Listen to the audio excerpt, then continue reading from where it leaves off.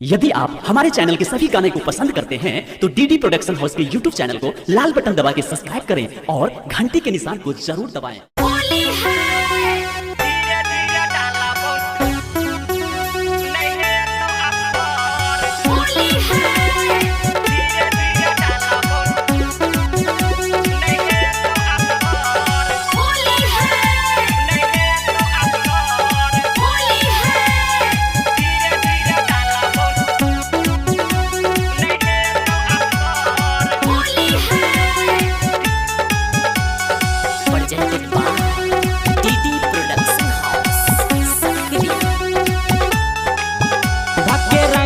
समान होली है सारा होली है ये छोरी कार बोले बान होली है सारा होली है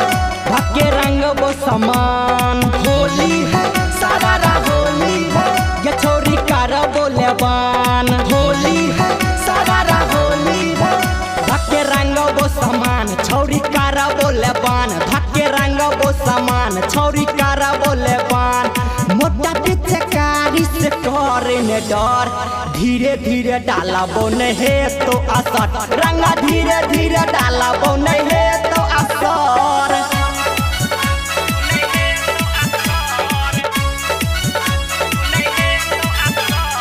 डीजे गुड बनवानी डीडी प्रोडक्शन हाउस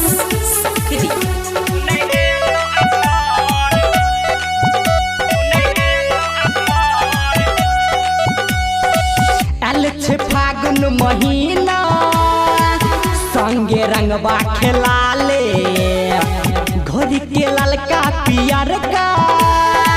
होली के माजा उठा ले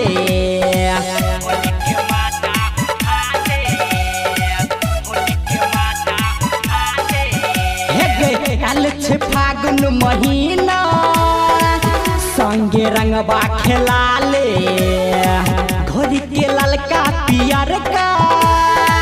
होली के माजा उठा ले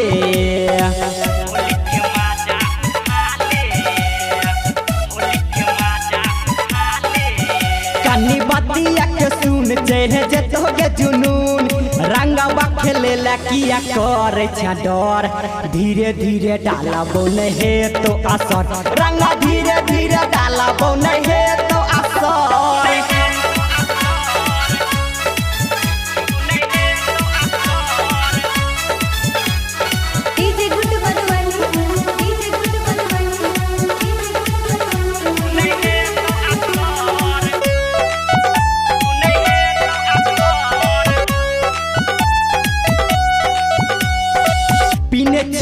हम बउआ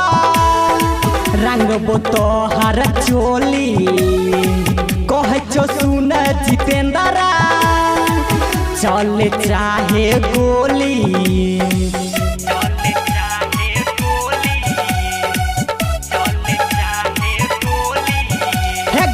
पीने छिए हम बउआ रंग तो हर चोली कह सुन जितेंद्रा चल चाहे गोली